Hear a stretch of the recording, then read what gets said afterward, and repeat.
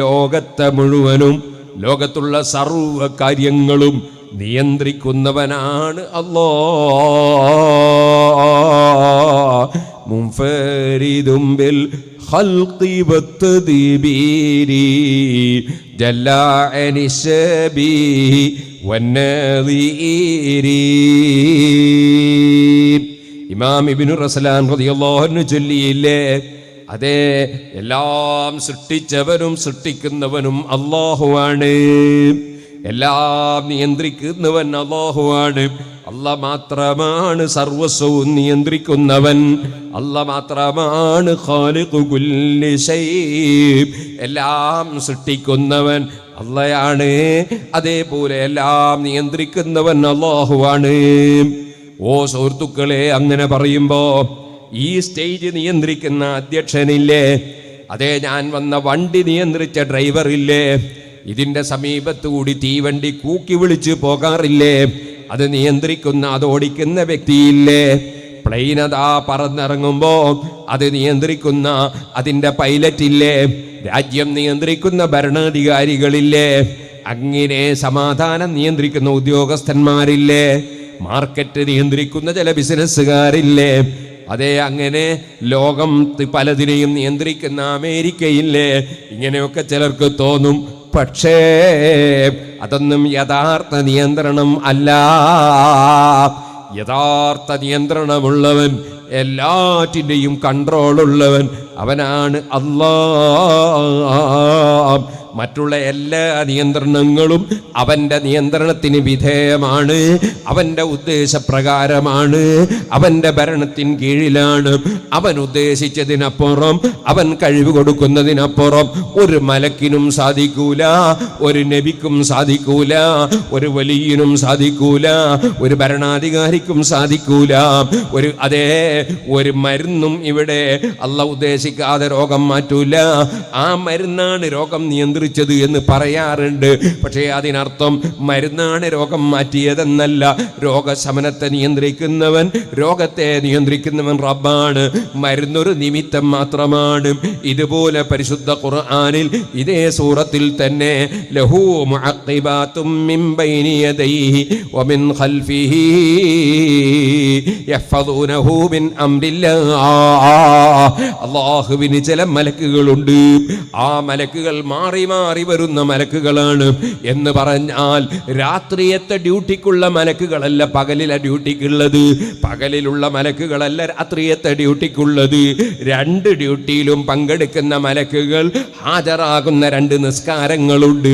അതാണ് അസർ നിസ്കാരത്തിന്റെ ജമാഅത്തിന് രാത്രിയത്തെ ഡ്യൂട്ടിക്ക് വരുന്ന മലക്കുകളും പകല് ഡ്യൂട്ടി കഴിഞ്ഞു പോകുന്ന മലക്കുകളും രണ്ട് മലക്കുകളും പങ്കെടുക്കുന്ന നിസ്കാരമാണ് അസർ.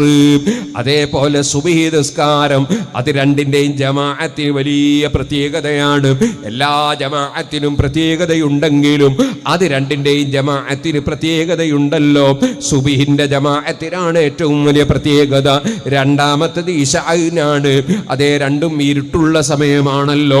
അതേ സമയത്ത് അസറിന്റെ ജമാഅത്തിനും വലിയ പുണ്യമുണ്ട്. എന്നാൽ സുഹൃത്തുക്കളെ, അസറിന്റെ സമയത്തും സുബ്ഹിന്റെ സമയത്തും അതാ ഡ്യൂട്ടി മാറുന്ന രണ്ട് മലക്കുകളും ഒരുമിച്ച് കൂടുന്ന നിസ്കാരമാണതെന്ന് പണ്ഡിതന്മാര് പറയുന്നു. അതുകൊണ്ടാണ് അല്ലാഹു തആല മലക്കുകളെ സംബന്ധിച്ച് ലഹു മുഅഖിബാത്തുൻ, ഉടനെ മാറി മാറി വരുന്ന മലക്കുകളുണ്ട് പടച്ച റബ്ബിന്. അതേ, മിൻ ബൈനി യദൈഹി വമിൻ ഖൽഫിഹി, നമ്മളെ മുന്നിലുണ്ട് ബാക്കിലുണ്ട്.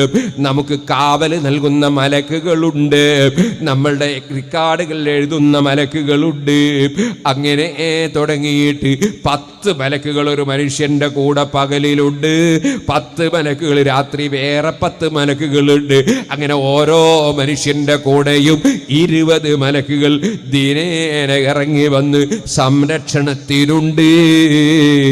ഖുർആൻ പറയാണ്, അപ്പൊ കാവലിന് അല്ലാഹ് മലക്കുകളെ വെച്ചിട്ടുണ്ട്. പക്ഷേ ആ മലക്കും അല്ലാഹുവിന്റെ നിയന്ത്രണത്തിലാണ്. ഇനി ലോകത്ത് ഏത് നബിയോ വലിയോ ഏത് കുതുബോ അബ്ദാലോ ശൈഖോ ആരാണെങ്കിലും എല്ലാവരും പടച്ചവന്റെ നിയന്ത്രണത്തിലാണ്. ആകാശവും ഭൂമിയും സർവവും റബ്ബിന്റെ നിയന്ത്രണത്തിലാണ്.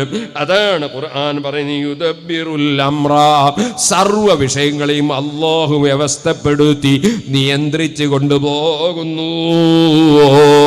യുഫസ്സിലുൽ ആയാത്, അവന്റെ ദൃഷ്ടാന്തങ്ങൾ അല്ലാഹു വിവരിക്കുകയാണ്. ലഅല്ലകും ബിലിഖാഇ റബ്ബികും തൂഖിലൂൻ. ഇതൊക്കെ അല്ലാഹു തആല വെറുതെ അങ്ങ് പടച്ചതല്ല, വെറുതെ പടച്ചു വിട്ടതല്ല.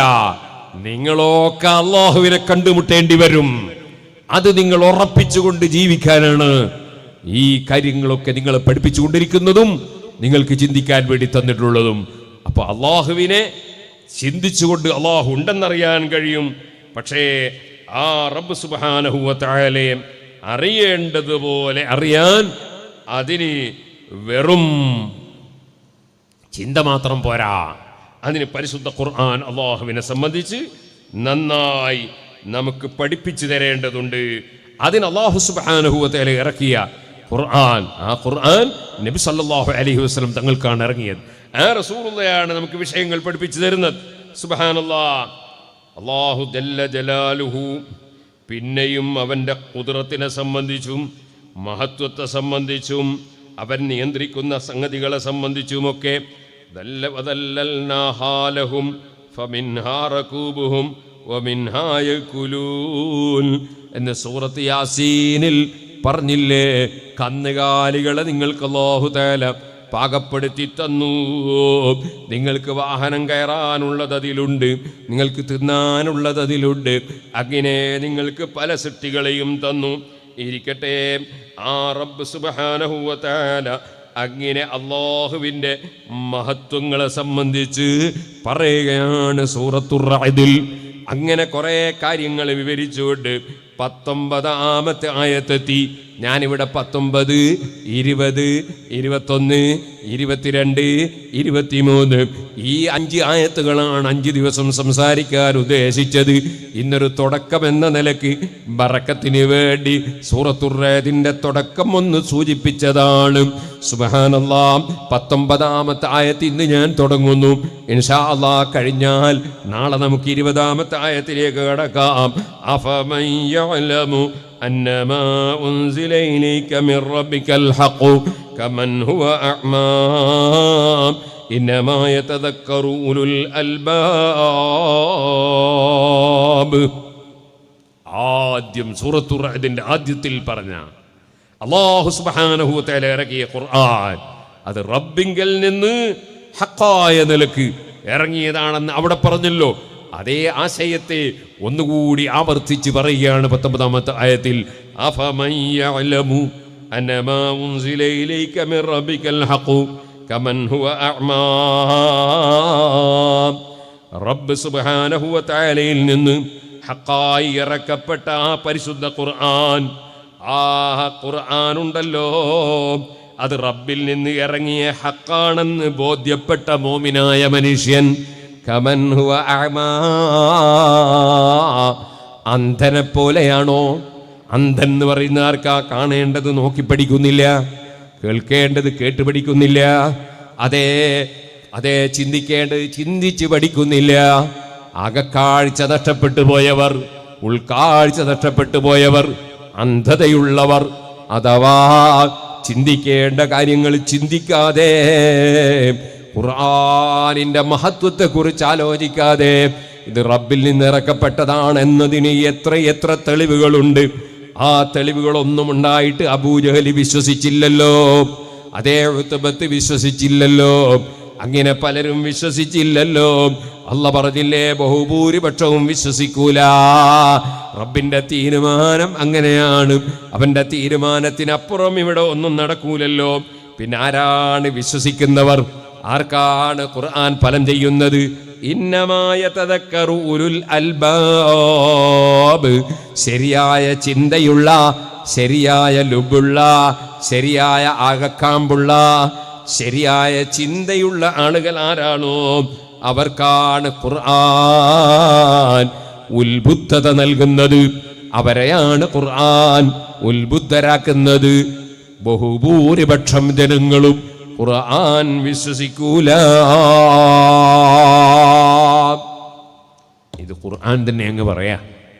സുഹൃത്തുക്കളെ, തെളിവുകൾ ഖുർആൻ ഹഖാണെന്നതിൻ്റെ തെളിവുകൾ എത്ര തെളിവാണ് ഖുർആനിൽ തന്നെയുള്ളത്, എത്രയാണ് പുറത്തുള്ളത്.